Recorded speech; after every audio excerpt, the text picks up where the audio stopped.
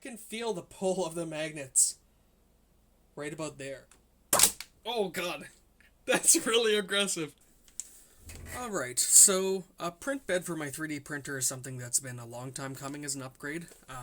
The stock 24 volt, just like PCB integrated heater is not very good.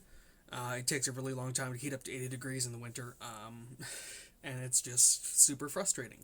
And I've also always wanted to be able to use spring steel sheets. This is one off of AliExpress, Energetic 3D. It's a spring steel flex plate with a PEI powder coating on it. So this would fit on my bed as is, but so essentially I'm looking to upgrade my print bed, and as usual, I went overkill and overspec'd it to make it kind of as good of a print bed as I can think would be possible. So my new print bed is not only going to have that spring steel sheet, but it's going to have this 500 watt silicone heater that you just stick on the back. This should heat it up way faster. It means I'm going to have to wire up a solid state relay. This is going to be a big quality of life improvement. And the thing that I'm most excited about is the actual print bed itself. So this is a 300 millimeter ish piece of cast tooling plate. It's not Mix 6, it's Alcoa Alka 5, I think, which is a similar, actually I think a slightly better spec in terms of flatness cast aluminum. Just because that's what I could. So the place that I bought this from, the first one they sent was all scratched up to shit and everything, and it was just not usable. So they sent me another piece, which is in much better shape, and it's the one that I have here. It's got tape on it and stuff, like tape residue. But this is going to be my new print bed, so it's going to be super flat, and you'll notice that there's nothing on this side for mounting or magnets or anything. That's because I wanted to maintain the ability to have like a pristine, flat, almost glass-like surface to print on. Obviously I can still clamp glass to this, although it will be a bit difficult with the thickness. I wanted to basically be able to print directly on it, or put capped on tape or something really thin down on it if I wanted to print on a flat surface like this, if I don't like the spring steel sheets. And I also didn't like the idea of having a whole bunch of little holes all over the surface for the magnets, which would make little imperfections that might transfer through to the spring steel sheet or to tape that might cause little inconsistencies. So the sake of getting rid of those inconsistencies, the whole backside is custom machined. So I went actually to a relative's place, and I did the machining on all these holes. They helped set up the actual mill and everything. But there are 24 holes for some N42SH high temperature neodymium magnets. So these magnets are rated for 150 degrees Celsius continuous duty without losing any magnetism. These holes are all 5 millimeters deep in the 6 millimeter-ish plate. So there's about 1 millimeter of gap between the surface and this, as well as these M3 mounting holes, which will mount up to the original ANET bracket. Eventually I'll put linear rails and stuff on it, but that's for the future. So these are all custom machined.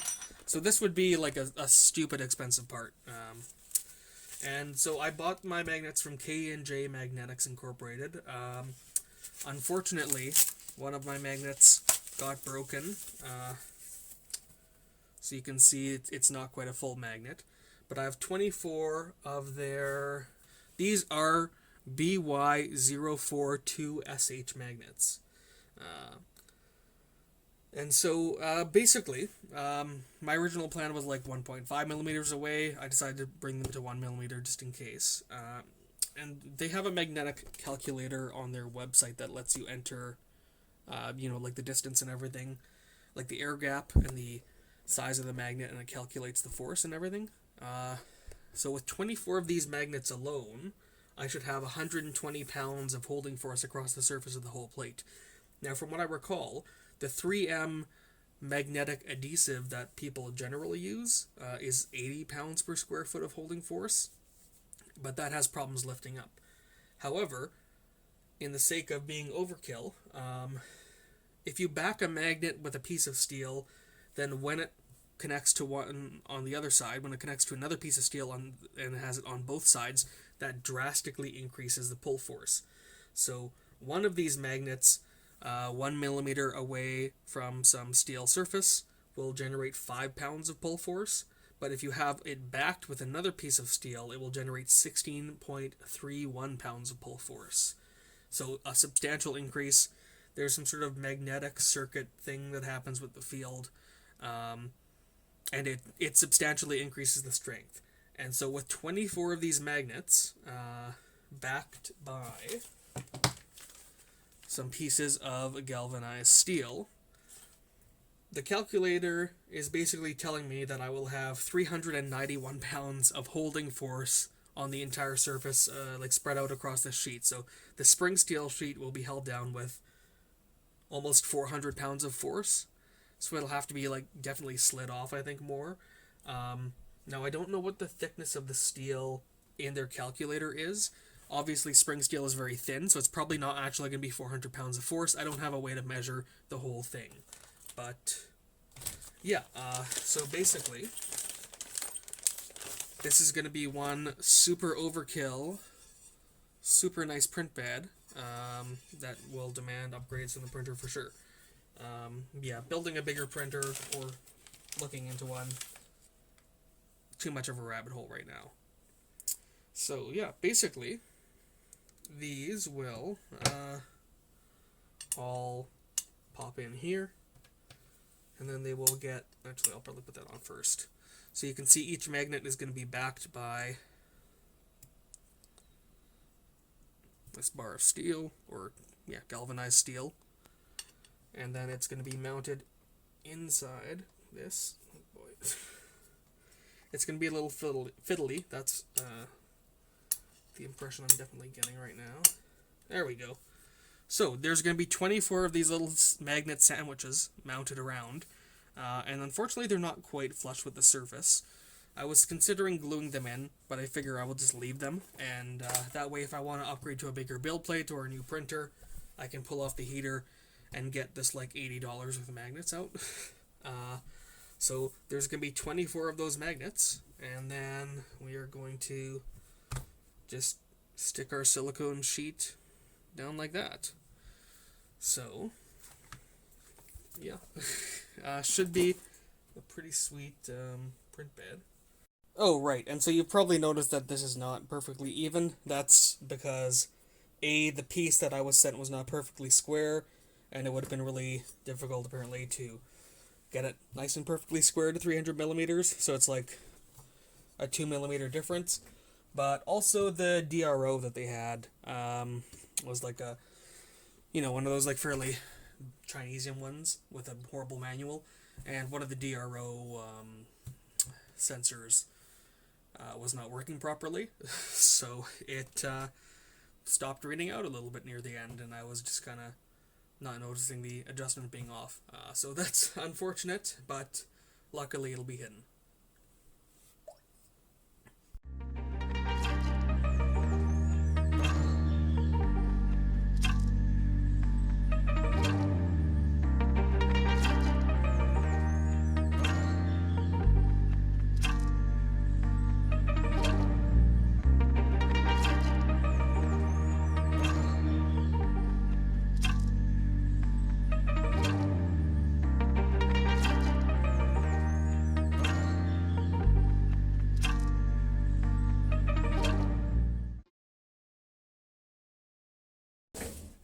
Alright, so that went pretty well. There are some slight little alignment issues right there and right there, but that's no biggie. So this is our finished print bed. It's definitely going to be heavier than the stock one, especially with the mirror glass on top of it. Hopefully I really like printing on spring steel. I've not tried that before. I probably should have before I put all the work into this, but yeah, we have our 24 high temp rare earth magnets in there, and our 500 watt heater, the original bracket. Yeah, you can already feel that. So let's give it a run with the spring steel plate on there, huh? Let's maybe only do half of it. Ooh. Oh, that's not bad. Oh god, that's really aggressive. Okay, that's not bad at all to take off though.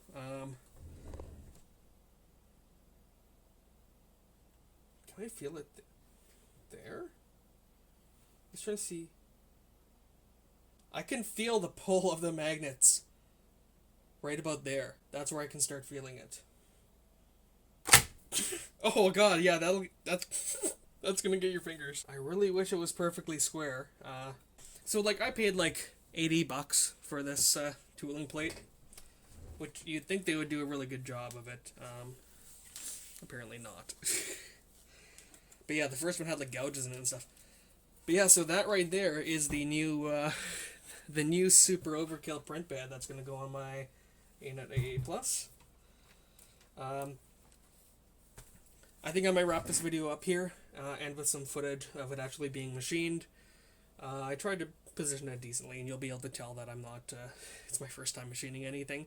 They just used SolidWorks, so the step file that I exported from Fusion to, like, put the DRO readouts, taking into account the diameter of the cutting tool. So it was all pretty easy, but it was a lot of fun. And yeah, that is our... Oh, man. Probably too much force on that.